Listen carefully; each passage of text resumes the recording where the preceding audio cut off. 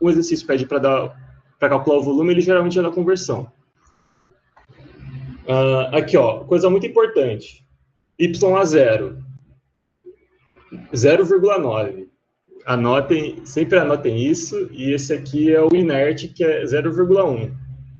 É fundamental anotar isso, tá, gente? Aqui tem mais alguns dados, mas vamos... Aqui, ó. Importantíssimo anotar todos os dados.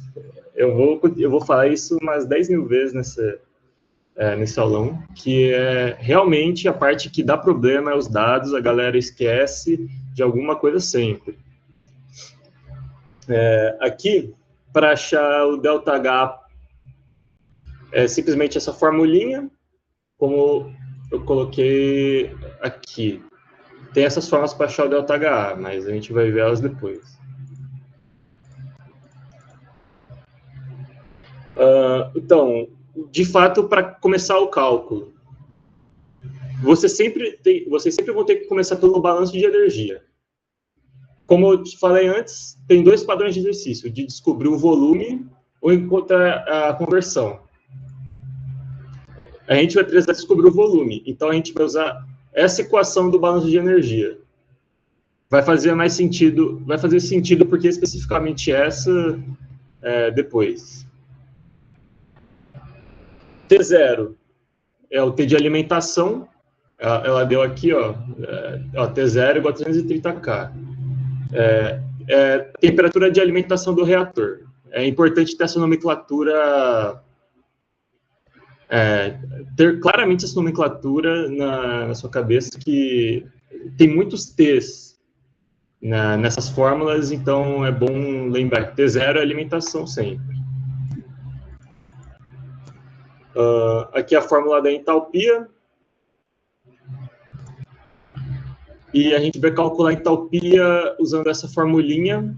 Por que a gente vai usar essa formulinha? Porque ela já deu esse ΔH padrão aqui. H não, né? ΔH padrão. Que, aqui, ó, 6.900. Ela já dá esse aqui. Tem duas maneiras de calcular o ΔH. Na outra questão vai ter outro método de cálculo. Quando ela já dá o ΔH padrão de tudo, você só tem que dividir pelo coeficiente, que é o que está aqui. E o coeficiente nesse caso é 1, né, porque é reação elementar. ΔCPA os produtos menos reagentes, e os coeficientes deles, é bem simplesinho. Sempre essa fórmula, e todas as questões vai ser essa fórmula, e é sempre produtos menos reagentes. Não se esqueça, não inclui inerte nisso, tá? É só produtos e reagentes. Aqui, o ΔCPA é 0. E uma coisa que muita gente tem dúvida é o que é esse TR. TR é a temperatura de reação padrão. Então, tipo, ele está atrelado a esse ΔH padrão. Quando o enunciado não dá nenhum dado de TR, ele é 298K, sempre. Então, já decorem isso aí. Temperatura de reação é sempre 298K, se não tem nada dado sobre a entalpia. Nenhum dado sobre a entalpia. Somatória de θi CPI, bem basiquinho. E algumas pessoas me perguntaram as fórmulas do θ. Todas essas aqui são fórmulas válidas para calcular o θ, depende dos dados que o exercício dá. Esse exercício, ele dá o y, então a gente pode usar o y, mas quando ele dá o c, ou o n, ou o f, você pode calcular de qualquer dessas 4 maneiras, sempre dá certo. Então, continuar aqui. O θi CPI dá 158,9. O θB é 0, né, porque não tem nenhuma alimentação de B. E o θi é 0,1 dividido por 0,9. Como eu expliquei, aqui, ó, o y yi0 é 0,1, ya0 é 0,9. Então, é só dividir um pelo outro, é bem basiquinho. Pode falar. Toda vez que pedir volume, é sempre essa equação que eu vou colocar. Eu vou mostrar mais porque depois, mas sim. Tá bom, beleza.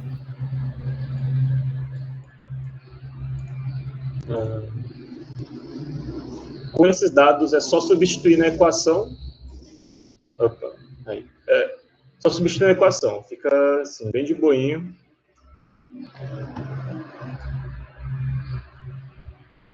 O terceiro passo é o balanço de massa. Então, primeiro você sempre vai fazer o balanço de energia e depois o balanço de massa. Todas as questões vai ter isso. Pelo menos todas que eu conheço tem isso. Né? É uma reversível de tudo primeira ordem, então, e elementar. Isso é importante saber para a gente saber qual que é a reação.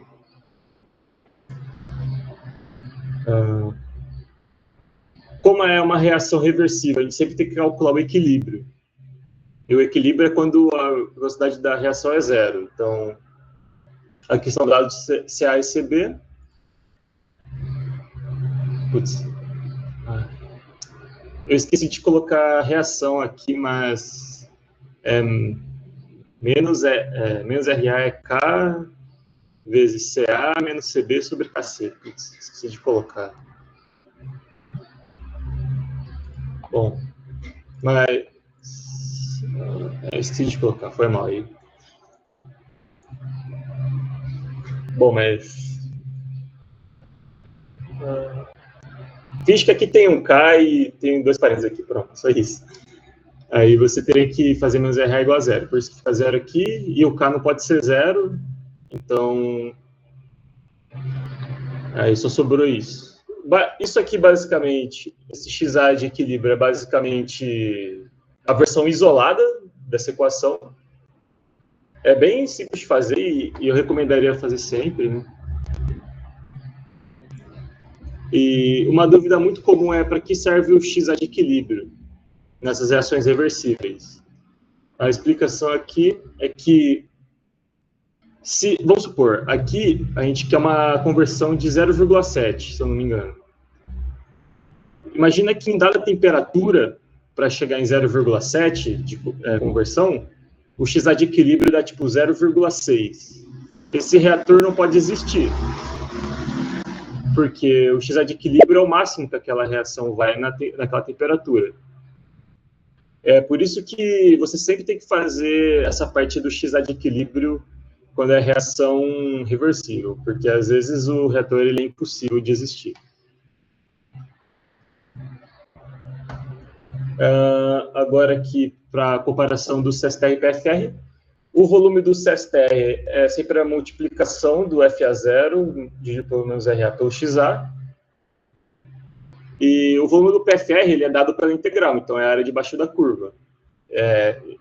Essa parte aqui é importante entender, porque, como muita gente já viu, né, tem aqui, é muito estranho para calcular o volume do PFR nesses exercícios, e é por causa disso aqui. O menos RA, ele tem XA. E também tem temperatura dos Ks e do KE. Só que o K e o KE dependem do XA também, porque o T depende do XA. Vai ficar claro mais para frente. É por isso que não dá para integrar normalmente, tem que fazer a tabelinha. Pode falar. Os cálculos que você fez até agora, dá para usar tanto para PFR quanto para CSTR, né? E aí agora no volume que muda, é isso? Exatamente. A única diferença é o volume. Tá, valeu.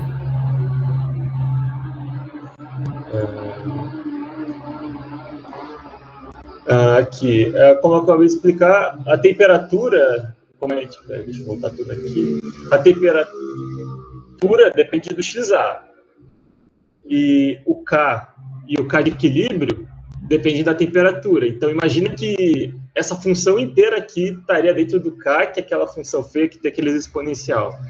Então, é por isso que não dá para integrar normalmente. A gente tem que usar esse método trapézio, que é basicamente vários retângulos aqui embaixo da reta, para a gente calcular a área debaixo da curva. É só isso, a parte teórica dessa fórmula feia. E agora o último passo é montar a tabela.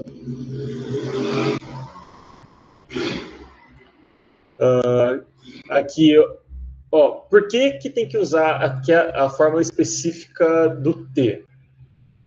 Nessa fórmula do T, a gente só varia o XA, ou seja, T depende de XA.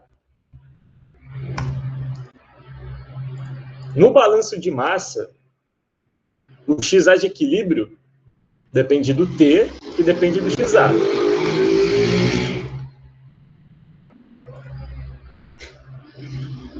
E eu acho que é melhor explicar pela tabela. Ó, o T depende do XA, o K depende do T, que depende do XA, o KE depende do T, que depende do XA, o XZ depende do KE, que depende do XA, que depende do T, que depende do XA, o menos RA depende dos Ks, que depende do T, que depende do XA. É por isso que tem que usar a fórmula T igual a T0, não sei o que, XA. Porque tudo vai depender desse XA.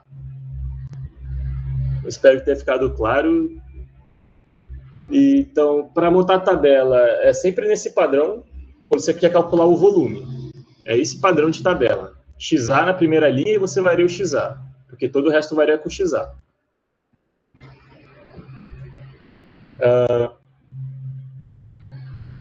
Muita gente pergunta também.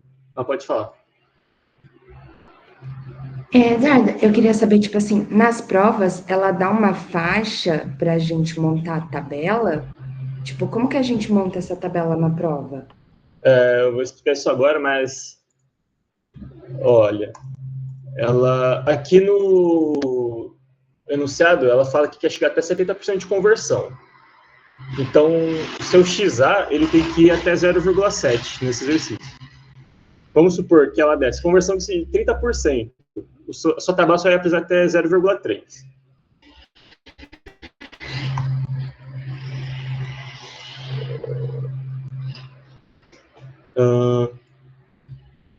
Como dá para ver aqui na tabela, ela vai variando o XA de 0,05 em 0,05. E isso aí, ela dá na prova, ela dá, tipo, ela escreve assim, passo de 0,05, ou passo de 0,02, que é o quanto o XA varia. Então, não precisa se preocupar em quantos você tem que variar. Então, tudo depende aqui de XA ou de T. Vamos começar com XA igual a 0. O T tudo é só colocar na forma, né? É bem simples. O T dá 330. Com esse T que a gente obtém, a gente calcula o K, que vai dar isso aqui. A constante de equilíbrio, que vai dar isso aqui. O X de equilíbrio, que dá 0,756. E o menos RA, que dá essas... Aqui, 39. E, por último, o FA0, que dá 3731. Tudo isso aqui já está na tabela. E essa é meio que a parte fácil dessa tabela. Parte fácil não, né? Isso daqui é 99% da tabela. É simplesmente colocar as equações que a gente achou lá no início, aqui, e variando o XA. É só isso, é bem simples. Só que dá bastante trabalho e a chance de vocês errarem algum númerozinho é muito alta. Então, preste bastante atenção nisso. Pode falar. Então, tipo, porque na prova ela vai dar certinho pra gente variar o XA, mas então ela vai dar um XA que não seja tão alto, né? Porque senão ocupa muito tempo da prova, né? Ficar testando vários XLs assim. Ela dá, se eu não me engano, na prova do semestre passado era até 0,3 e variava de 0,5 a 0,5. Então, tipo, você tinha que fazer 7. Ela também não é maluca, né? Mas se tiver calculadora com solver, ajuda muito, que você já consegue ir fazendo, tipo, várias tabelas. Você consegue fazer 2 tabelas de uma vez, 2 colunas de uma vez. Então, quem não tem a calculadora com solver aí, mano, eu recomendo fortemente que consigam. Ai, obrigada.